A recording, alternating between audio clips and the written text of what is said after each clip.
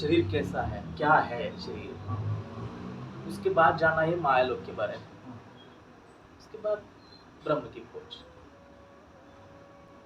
पहले जानो कि खुद क्या हो, ये आत्मा तत्व क्या है, इस शरीर का प्रयोजन क्या है, ये क्यों मिला है, इसका नियोजन क्या है, इसका करना क्या है, इस चक्र से मुक्त कैसे होना है, ये जानने की कोशिश करना चाहिए। इस शरीर में प्राण अत्यंत महत्वपूर्ण है।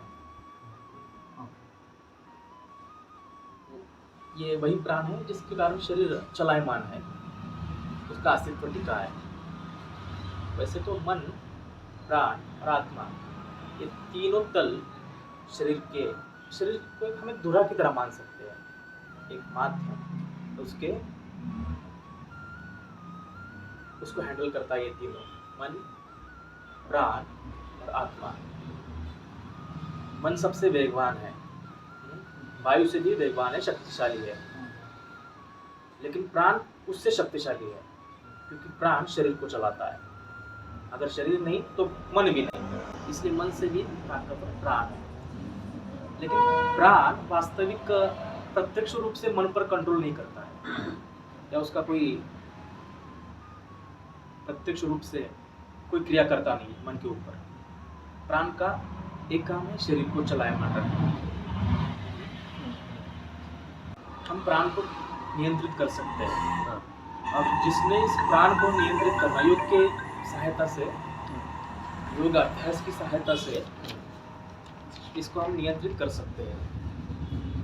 और जैसे ही हम प्राण को नियंत्रित करना सीख लेते हैं, तो हम चाहे उतने दिन चिर तरुण में रह सकते हैं, शरीर को स्थिर कर सकते हैं। ना ही शरीर में बुढ़ापा आएगा, ना ही शरीर का आत्मा त्याग करेगा। प्राण एक आत्मा और शरीर को जोड़ने का काम करता है, बीच का एक दुआ की तरह काम करता है। प्राण नहीं तो शरीर नहीं, आत्मा भी। प्राण, अपान, व्यान, उदान और समान, ये 5 मुख्य प्राण है, और उसके बाद भी एक 5 उप प्रकार भी है, उप प्राण भी है।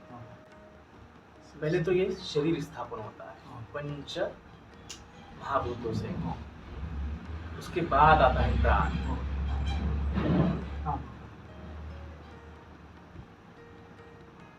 प्राण से भी पहले आत्मा का अस्तित्व होता है।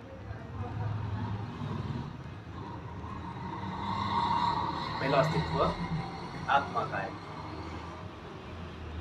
आत्मा और प्राण एक साथ ही उससे जुड़ जाते हैं, तभी वो भौतिक रूप से अस्तित्व में आ जाता है। क्योंकि बगैर आत्मा और बगैर प्राण के शरीर अस्तित्व धारण नहीं कर सकता है, नष्ट हो जाता है। ये तो ऐसे तत्व है, उसको बढ़ाते हैं। लेकिन पहले तो इस पंच महाभूतों के संयोग से बॉडी का स्ट्रक्चर होता है।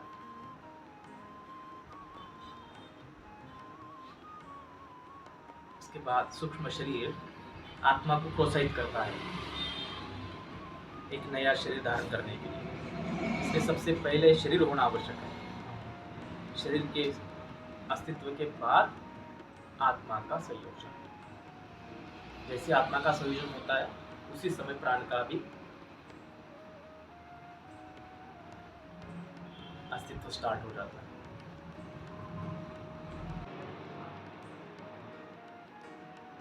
और आत्मा, प्राण शरीर को चलायमान करते हैं, ऊर्जा प्रदान करते हैं। और आत्मा और शरीर के अनुभव, विचार, कल्पनाएं, स्मृति, इनका संचय होता है मन।